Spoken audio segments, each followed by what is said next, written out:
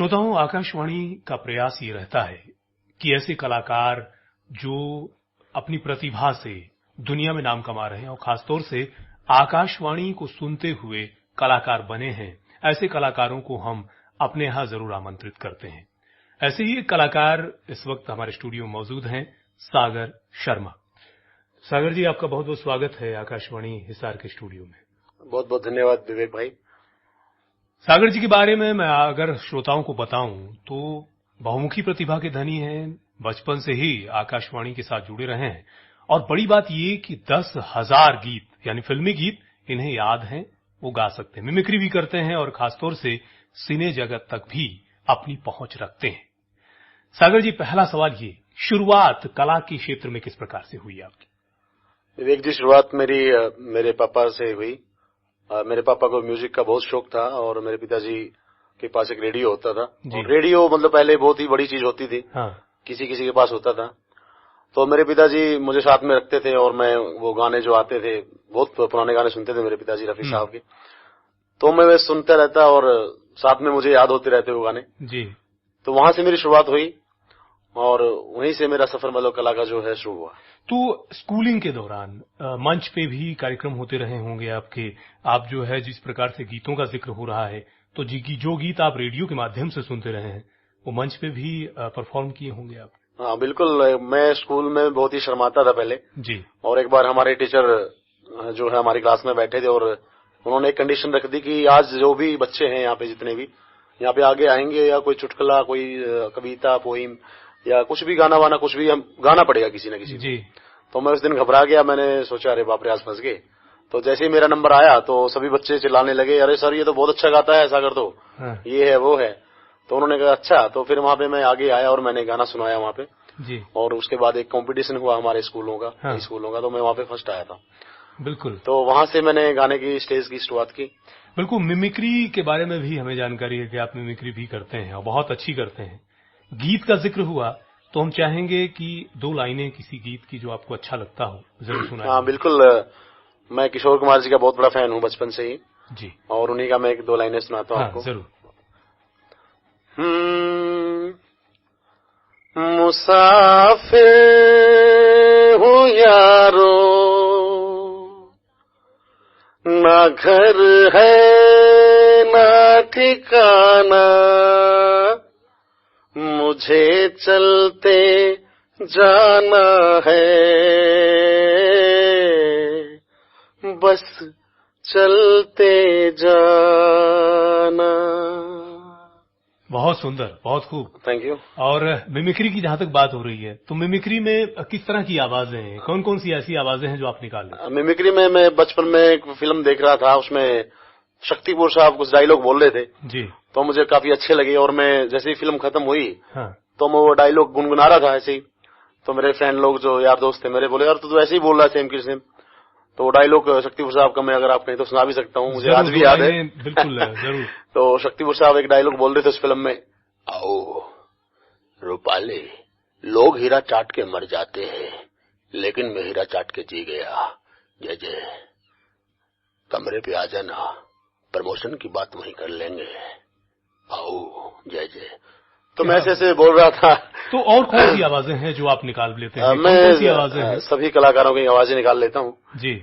तो हमारे धर्मपा जी की एक बार जो फिल्म आई थी शोले हाँ। वो मैंने काफी बार देखी जी। तो उसमें एक डायलॉग था, मैं वो बार बार बोलता रहता था हाँ। कि उसमें बोलते हैं धर्मपा जी। जरूर हमारे श्रोताओं को। हाँ बिल्कुल सुनाऊंगा मैं। और ठाकुर साहब, अब हम आपकी लड़ाई नहीं लड़ सकते।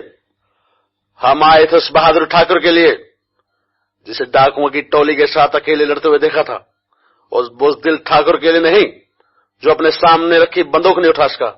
तो फिर इसी में संजीव कुमार साहब बोलते हैं, तुम लोग जाना चाहते हो चले जाओ, लेकिन जाने से पहले ये बंदूक मैंने क्यों नहीं उठाई, इसकी वजह नहीं जानना चाहोगे? तो मैं ऐसे ही उनकी आवाजें कॉपी करता रहता। बिल्कुल। और यही कलाकार की एक पहचान होती है, हर पहलू पर वो कुछ न कुछ एक्सपेरिमेंट करता रहता है। और सागर साहब, आप भी जो है लगातार कुछ न कुछ नया हासिल करते रहे हैं। मुंबई के बारे में हमें जानकारी है कि आपका एक सफर मुंबई का भी रहा है, जहां पर मैं कहूंगा कि आज के दौर में हर युवा चाहता है कि वो पर्दे पर नजर आए। आप हरियाणा से वहां तक गए, किस प्रकार से सफर हुआ और कैसे वहां पर किस प्रकार से आपको जो है तमाम तरह की चुनौतियों का सामना करना पड़ा?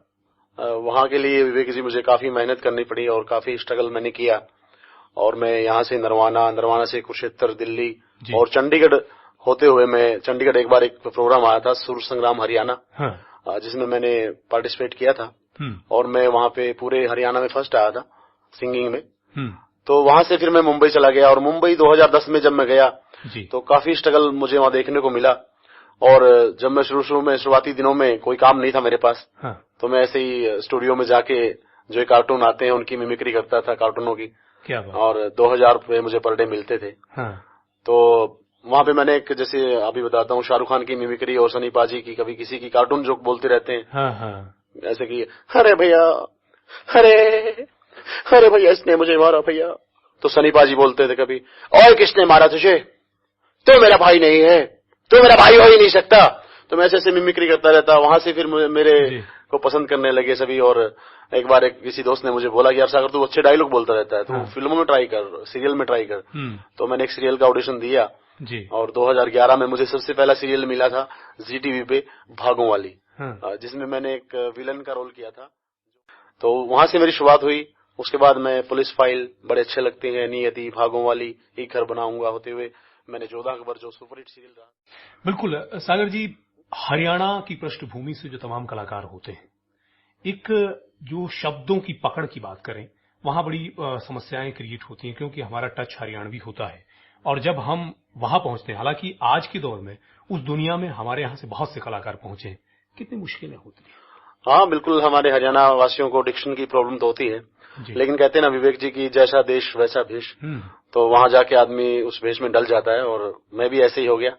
यहाँ से हरियाणवी था जो वहां पे एकदम से हिंदी हो गया मैं, और हिंदी में बात करने लगा। बिल्कुल मैं आज के दौर की बात करूंगा। आप एक पार्षद के तौर पर भी सेवाएं कर रहे हैं, दे रहे हैं, तो वो अनुभव कैसा है? और अगर बात सिने जगत की करें तो वहां किस तरह की सक्रियताएं जारी हैं? बोलते हैं ना विवेक जी की एक अभिनेता जो है उसको नेता जरूर बना देते हैं लोग। और आप काफी, आपका नेचर अच्छा है और आप अच्छे नेचर के हैं, तो आपको लोग मतलब छोड़ेंगे नहीं, इस लाइन में लेके आएंगे आपको। तो इसी तरह मेरे साथ भी हुआ और लोग मुझे पार्षद के चुनाव में मैं खड़ा कर दिया और मैं चुनाव अच्छे से जीत गया। तो अभी राजनीति का जो आनंद है वो ले रहा हूँ और लोगों की सेवा जो मेरे दिल से, मन से जो हो रही है मैं कर रहा हूँ। और लोग मुझसे काफी खुश भी हैं और मुझे आगे MLA भी बनाना चाह रहे हैं। तो बात की बातें हैं, लेकिन जो वो लाइन है हमारी फिल्मी लाइन जो हमारी, उसमें कुछ ज्यादा ही मजा आ रहा था मेरे को, इससे ज्यादा वो अच्छी है।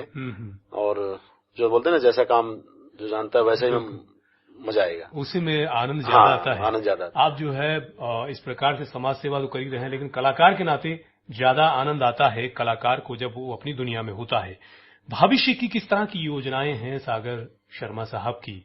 क्या कुछ करना चाहते हैं? कला के क्षेत्र में कहां तक पहुंचना चाहते हैं आप? कला के क्षेत्र में विवेक भाई मैं चाहता हूं कि बहुत आगे तक जाऊं और फिल्मों में भी काम करूं।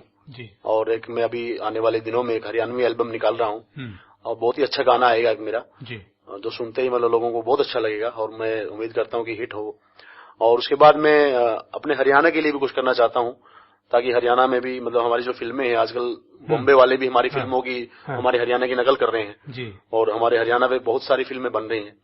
तो मेरा भी ऐसा एक सपना है कि मैं भी अपने हरियाणा के लिए कुछ करूं और एक फिल्म अपने हरियाणा पे बनाऊं। बिल्कुल बिल्कुल। सागर शर्मा साहब, आपका आकाशवाणी के साथ बातचीत के लिए बहुत बहुत शुक्रिया और हम आपको हार्दिक शुभकामनाएं देते हैं कि इसी प्रकार से जो कला की लौ है इसी प्रकार से टिमटिमाती रहे, चमकती रहे और सारी दुनिया में आपका नाम हो। बहुत बहुत धन्यवाद विवेक भाई।